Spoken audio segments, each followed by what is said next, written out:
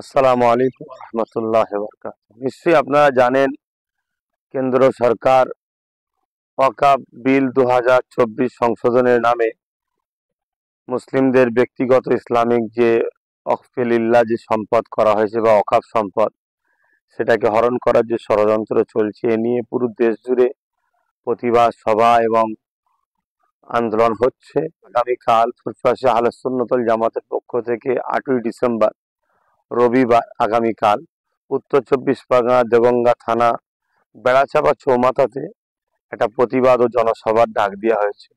পাশাপাশি ওবিসি সংরক্ষণের আজকে যে ব্যবস্থা ছিল সেটা বন্ধ হয়ে যাওয়ার জন্য, যা কয়েকটি মুসলমান চাকরি পেত, সেটাও বন্ধ হয়ে গেছে, সেই নিয়ে আন্দোলন। এবং মাদ্রাসা শিক্ষা আজকে ধ্বংসের মুখে।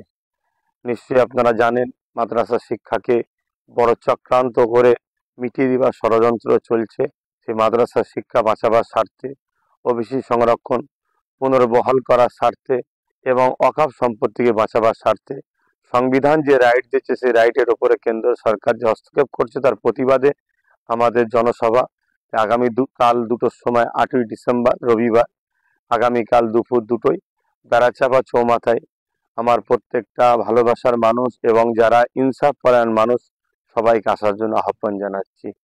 আশা রাখছি আপনারা আসবেন। আসুন আমরা সবাই এক হই, গর্জে উঠি, যাতে করে এই জুলুম কেন্দ্র সরকার যেটা করতে চাই সেটা বন্ধ হোক এবং আমরা আমাদের অধিকার ফিরে পাই। সুস্থ থাকেন, ভালো থাকেন, আল্লাহ হাফেজ।